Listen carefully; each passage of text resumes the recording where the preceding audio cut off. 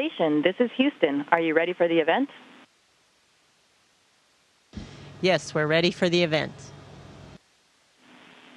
White House, this is Mission Control, Houston. Please call station for a voice check. Do you hear me? Yes, sir. We have you loud and clear. Well, that's what we like. Great American equipment that works. And this isn't easy.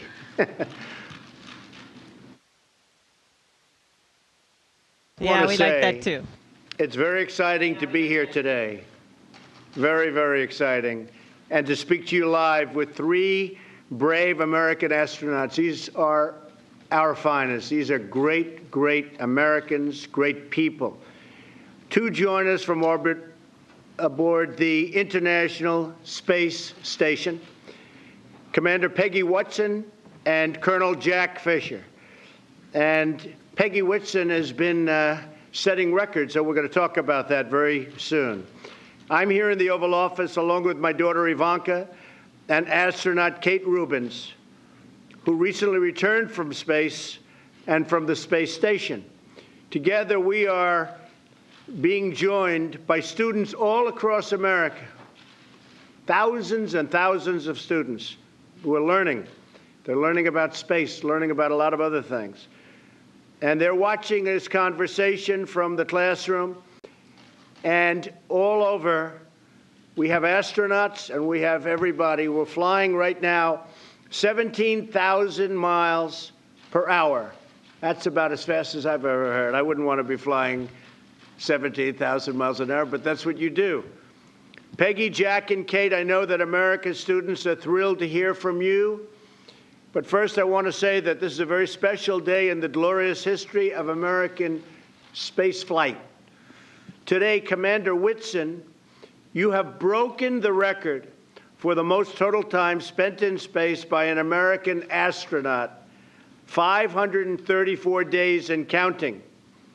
That's an incredible record to break. And on behalf of our nation and, frankly, on behalf of the world, I'd like to congratulate you. That is really something. And I'd like to know, how does it feel to have broken such a big and important record? Well, it's actually a huge honor to break a record like this, but it's an honor for me basically to be representing all the folks at NASA who make this spaceflight possible and who make me setting this record feasible. And so it's a very exciting time to be at NASA. We are all very much looking forward, as directed by your new NASA bill. We're excited about the missions to Mars in the 2030s. And so we're actually physically have hardware on the ground that's being built for the SLS rocket that's going to take us there. And of course, the hardware being built now is going to be for the test flights that will eventually get us there. But it's a very exciting time, and I'm so proud of the team. Great. And what are we learning from having you spending your time up there? I know so much research is done. I'm getting a glimpse of some of it right here in the Oval Office. What are we learning by being in space?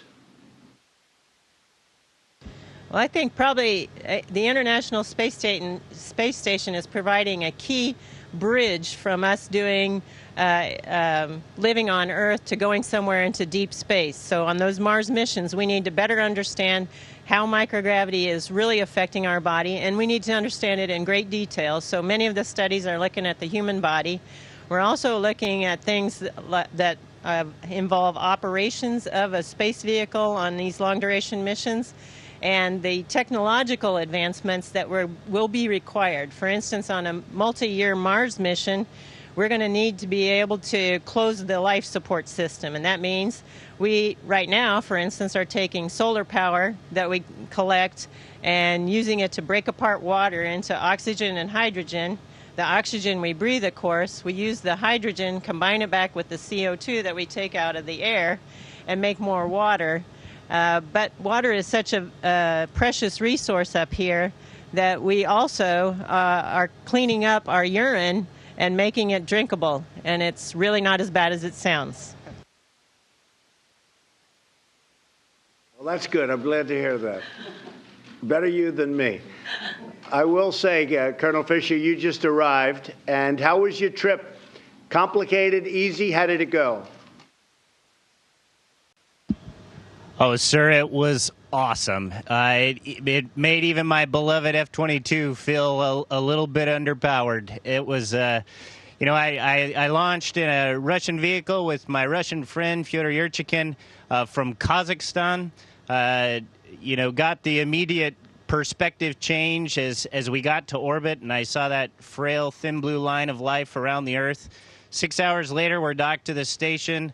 The next day, I install an experiment in the Japanese module that's going to be looking at new drugs and how we can make those drugs for muscular dystrophy, Alzheimer's, multi-drug resistant bacteria, all sorts of things. A couple hours later, I watched our crewmate Thomas Pesquet, a Frenchman, drive a Canadian robotic arm to capture a spaceship from Virginia carrying 3.5 tons of cargo and science that's going to keep us busy for the next few months, and dock that to the station. Sir, it's amazing. Oh, and then, now I'm talking to the President of the United States while hanging from a wall. It's amazing. The International Space Station is by far the best example of international cooperation and what we can do when we work together in the history of humanity. And I am so proud to be a part of it. And it's also just cool. Like yesterday, I had, well, there you go. There's our resident space ninja doing the gravity demonstration. And yesterday morning, I had my coffee in floaty ball form, and, sir, it was delicious. So it's awesome.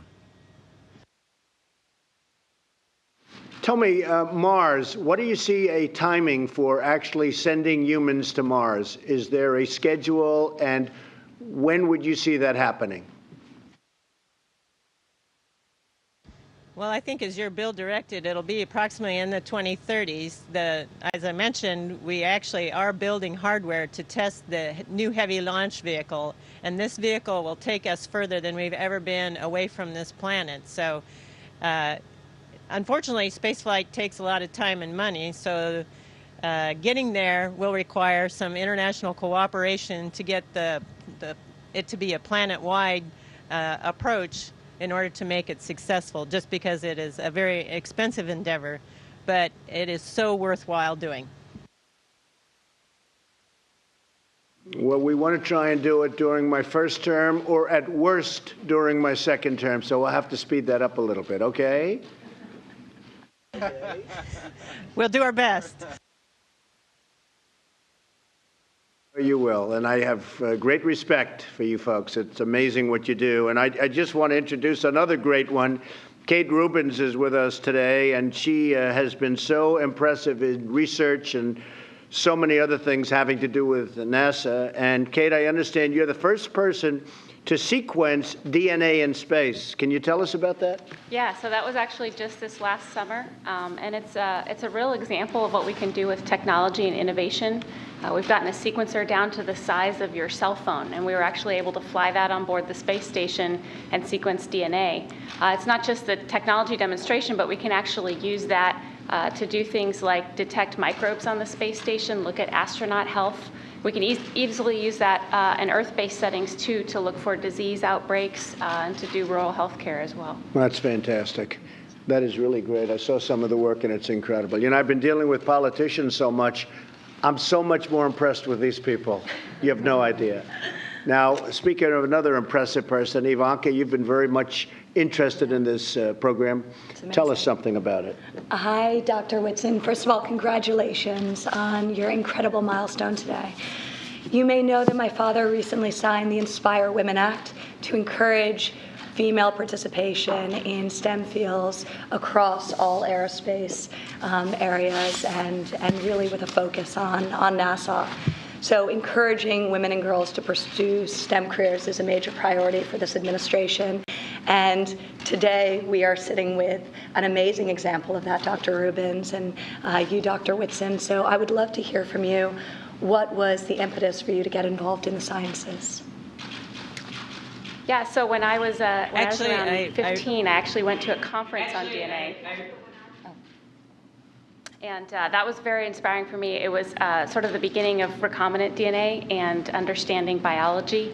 And so just that exposure to scientists and the kinds of things that you can do with science and technology innovation. Amazing. Dr. Whitson? For me, it was actually the Apollo program was my inspiration. And that was when it became a dream to become an astronaut. But I don't really think it became a goal until I graduated from high school when the first female astronauts were selected.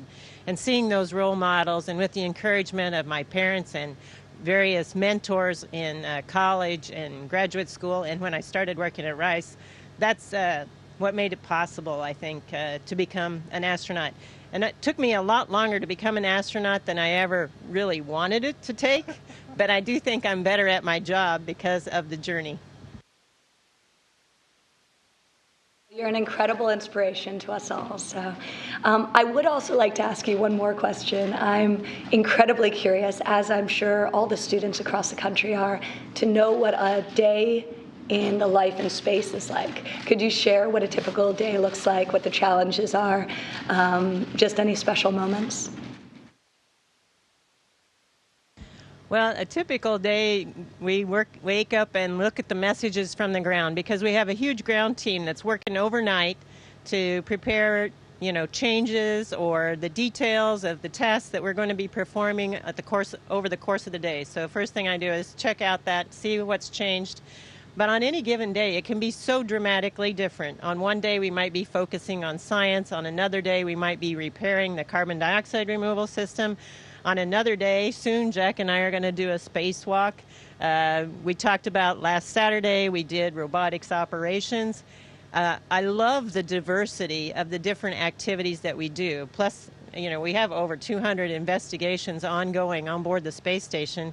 And I just think that's a phenomenal part of the day. Of course, there's also just the living and on board the space station. It's such a unique and novel environment, nothing that we're used to on the ground. And it's so special to just be in zero gravity. But Jack's the new guy here, and I think he can probably give you a better perspective on what that's like. It's still on. Well, everything here, my dad always said that if you love what you do, you never work a day in your life. And we work really hard up here, but it's not really work. It's just fun. It's like playing Fort almost, only you're changing the world while you do it. And then on the off time, the other morning I was working out, and on our machine that we work out on, right below it is the cupola window. And so when you're on the kind of device where you do crunches, every time you come up, you see out the window. And it's awesome because you kind of go crunch. Oh, my gosh, that's beautiful. I got to do that again. Crunch. Oh, my gosh, that's beautiful. It's awesome. Everything we do here is fun, and it feels so great to know that we're making a difference on the ground and for the future of humanity as well. So it's an incredible, incredible job. You're making a great difference, I have to say. And this is a very exciting time for our country, and you see what's happening with our country in terms of jobs, in terms of business, and there's such excitement and such enthusiasm. Many American entrepreneurs are racing into space. I have many friends that are so excited about space, they want to get involved in space from the standpoint of entrepreneurship and business. Tell us about the opportunities that could exist for the next generation of scientists and engineers. Is that something that you think a student, because you have so many students, hundreds of thousands watching, is that something that you think that students should be focusing, or should they be thinking about other subjects? What do you think are the opportunities for young students wanting to be involved in space? Sir, absolutely. I think that this is probably the most exciting time in space exploration, certainly in my lifetime. We're about to just have an explosion of activity. There is so much involvement on the space station with commercial industries and commercial partners. We have an entire program to manage the science. NASA has done a wonderful job of seeding a new industry with the commercial crew program and the commercial cargo program so that we can build the infrastructure we need for the future exploration. One thing I love about American entrepreneurs is once you get them going, you better stand out of their way because they're going to start trucking. And we're about to that point. NASA is taking on that expensive, hard, complex task of going further and deeper into space with the wonderful new rocket Space Launch System and Orion. And then as soon as we break open that door, this incredible infrastructure that we've been building is going to be right there to pick up the baton and continue into the stars. I would say to all the students that are watching, the time to get excited is now. If you aren't studying science and math, you might want to think about that because our future in the stars starts now, and you can be a part of that if, like Dr. Whitson, you can find that passion and work really hard, and we're gonna find a permanent foothold in the stars for humanity if you do that. Well, thank you. So well said. And I have to say there's tremendous military application in space. We're rebuilding our military like never before. We're ordering equipment, and we're going to have the strongest military that we've ever had, the strongest military that the world has ever seen, and there's been no time where we need it more. And I'm sure that every student watching wants to know what is next for Americans in space. I'm very proud that I just signed a bill committing NASA to the aim of sending American astronauts to Mars. So we'll do that. I think we'll do it a lot sooner than we're even thinking. So which one of you is ready to go to Mars? Are you ready? And I think you're ready. I know you're ready, right? We just discussed that. She'd like to go to Mars very quickly. Who's ready to go to Mars up there? We are absolutely ready to go to Mars. It's going to be a fantastic journey getting there and very exciting times. And all of us would be happy to go. But I want all the young people out there to recognize that the real steps are going to be taken in a few years. And so by studying math, science, engineering, any kind of technology, you're going to have a part in that, and that'll be very exciting. I just want to thank you very much. And Dr. Whitson, congratulations. Amazing. What an amazing thing that you've done. Everybody here, I know your family, but everybody here is incredibly proud of the record you just broke. I hope that every young American watching today finds in your example a reason to love space and think about space, because many great things are going to come out, tremendous discoveries in medicine and so many other fields. So thank you very much. I want to say God bless you. God bless America. We are very, very proud of you and very proud of your bravery. Thank you very much. Thank you, darling. Thank you very much. Thank you, sir.